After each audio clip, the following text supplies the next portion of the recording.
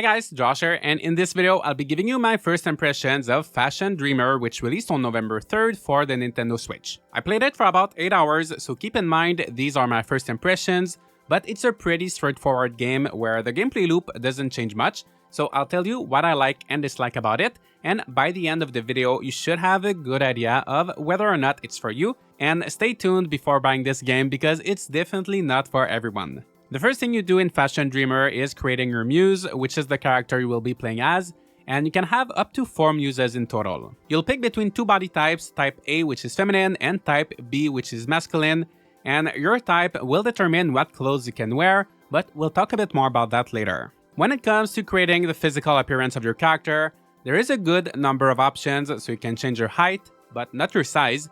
You can pick from a good variety of hairstyles, change your eyes, eyebrows, eyelashes, nose, lips, the shape of your face, your skin color. You can also add accents like moles, freckles, or wrinkles, but you can't combine them. So for example, you cannot have both wrinkles and moles, unfortunately. But overall, there is a pretty good selection and none of it is restricted to your character type. So for example, you can have long or short hair, facial hair, or makeup, no matter if you're a type A or type B. You will also get to pick some preferences such as your favorite color, style, print, as well as type of item. Those preferences will show up when other players make outfits for you, and you can change them at any time. Once your character is created, you arrive in the world of Eve. There is a tutorial that will show you around for the first hour or so, but basically you just walk around and meet these other muses, which are NPCs that will ask you to give them makeovers, or as they call it, lookits. They will usually give you a style or color, so for example, they will say I want to look cute, or I want to look cool, or I want something pink, and you will have to make an outfit for them using any items of clothing that are in your inventory. Plus, the game will also give you some quick picks, which are random items that will help you in completing your looks, especially at the beginning when you don't have a lot of items. You can filter items by category like tops, bottoms, outerwear, shoes, and so on. However, I wish there were more specific filters. For example, bottoms will include both pants and skirts, and there's no way to only see items of one specific color or style. However, this can be worked around with the favorite tabs, which you can create multiple of, and you can also rename them. So for example, you could create a favorite tab with all of your floral prints, one favorite tab with all of your yellow items, and so on, depending on how you like to work. You can have up to 5,000 different pieces of clothing in total. I have about 450 right now, so I've been doing fine without using favorites, but I can foresee that things will get messy if I don't start organizing, and I wish there were a few more filters. Some little details that I like when creating outfits is that you can tuck pretty much any top, which helps you create different looks, and you can also layer items with the outerwear category. So there are things like cardigans or jackets, and depending on what you're wearing underneath, it can totally change how an item fits. For example, putting a long coat over a dress or a skirt that has a lot of volume will make it flat. I wish there were more options like these, for example, being able to roll up sleeves or undo buttons, but I like how easy it is to just play around and mix and match different pieces. Each piece of clothing is either type A, type B, sometimes both, which determines on what character you can put them on. This makes sense for some items since male and female body shapes are different, and you want the clothes to fit nicely. But a lot of items you would think would be unisex, like sneakers, sweatpants, hoodies, are gender locked. So you will have, for example, one pair of sneakers for type A and another very similar one for type B, instead of just one pair for both. And there were many times when I wanted to use an item that I had for the other gender, which was a bit annoying. I will say though, I'm very glad we even have options for men, as traditionally these games tend to cater more to a woman demographic. We still don't have as many options. Just like with real-world fashion, it also takes a bit longer to find the good stuff, but considering that realistically most of the player base are probably women, I think it makes sense, and honestly there is a pretty good selection for everyone. One other little nitpick is I wish there were more accessories, so we have headwear, glasses, and earrings, but no necklaces, bracelets, watches, or belts. These will only come if they're attached to certain items, so for example a shirt could come with a necklace, and I feel like there could be so many more possibilities if we could just pick those accessories ourselves. Overall though, putting outfits together is very fun.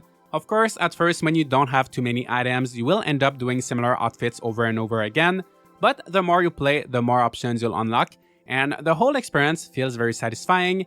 The menus are responsive and smooth, and it looks quite pretty. I think this game can also be a really nice way just to find inspirations for outfits in real life. Once you're done with an outfit, you will get a rating from 1 to 3 hearts depending on how well you did, and the game is very lenient, so you can't really mess up too much even if you tried. But if you did what the person requested, as well as if you used colors that match well together, then you will get more hearts, which means more E-points, the currency used to purchase most things, and more followers that help you progress and unlock new areas. You can unlock more clothes by walking around and liking any outfit you want, whether it's someone wearing it or you see it in the pop-up area where a ton of items are being displayed. You see it, you like it, you want it, you got it. You can also get random items from a gacha machine using tickets you obtain as you progress, but where you can really get a lot of new clothes is with the item creator. You will be able to buy patterns, and there you'll be able to freely change the colors of any piece of clothing. You can't change anything else than the color, so there's no way to do things like changing the pattern or the fit of an item, but it still opens up a whole world of new outfits that you can create. One thing that can be annoying is that you will have to make those one by one. So for example, if you want a shirt in 10 different colors, that can feel pretty tedious. On the other hand, it also encourages you to only create pieces you know you will be using, and remember that there is a limit of 5,000 items, which is a lot, but for these reasons I found myself trying to only create and pick up items that I was really into, and this means that every player will end up with a different collection of items that represents them. This brings me to one of my favorite parts of this game, the online features, which unlock after you finish the tutorial. You can play this game completely offline, but honestly you would be missing out. While you're online, not only will you see other NPCs wearing outfits made by other players, you'll also see other players that you can make outfits for, and the pop-up area will be filled with items designed by other players. This is fun because it lets you see what types of outfits and clothes other players like. Of course, you can grab everything, and there's even a top 5 ranking where you can see what the most liked items are. This makes it a lot easier to collect rarer items that would take a long time to unlock if you played by yourself, because someone can just put it in the pop-up area, people will then use it in their own outfits, and the item will kind of spread around the world in that way. By the way, as of right now, this might change in the future, but I will say the economy seems to be kind of broken. So for example, when you design an outfit for an NPC, you usually get a few hundreds E-points at most, but if you put an item in the pop-up area, every time someone likes it, you get 10,000 E-points. So right now I have about 3 million just one day after putting a shirt there. There are very few things that cost E-points beside the showroom, which we'll talk about in a minute, but I feel like I will have more points than I could ever spend. Maybe it is because the game just launched, so more people are playing and liking everything that's in the pop-up area.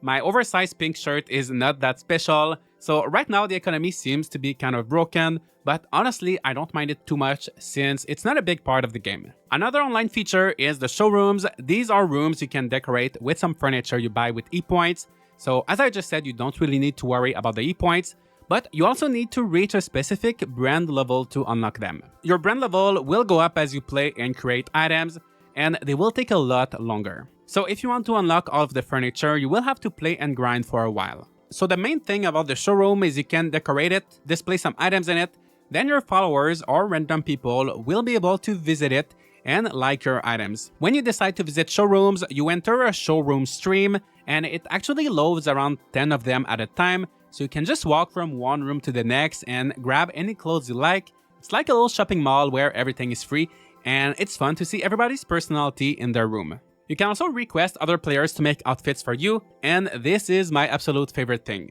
They will see the preferences that you picked when you created your muse, they'll make the outfit, and then you will receive it in your mail, and you will be able to wear it and keep any of the items that you like. Of course, this goes the other way around as well, and you will be able to make outfits for others if they request it. You will never really interact in real time with other players, so you can't chat, walk around town together or take pictures, but you can send stamps to each other, visit their showroom, make outfits for them, and it just feels very wholesome. I didn't think too much of these online features when the game got announced, but now without them I feel like something would be missing. The game also has a photo mode, so you can take pictures by yourself or with NPCs.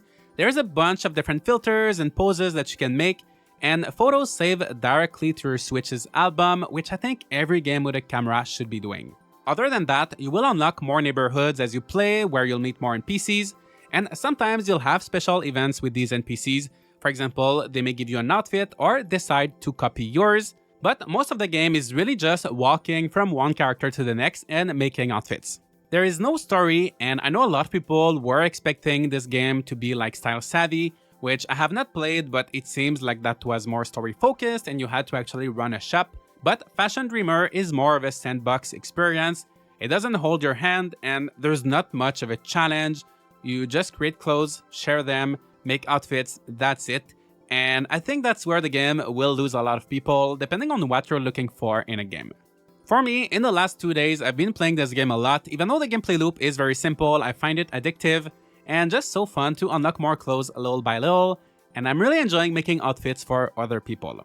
By the way, I will put my code on the screen if you want to follow me or request an outfit. In the future though, I see myself playing this game in shorter sessions, maybe 15 to 30 minutes per day just to check out what's new in the pop-up area or in my friends' showrooms and make 2 or 3 outfits.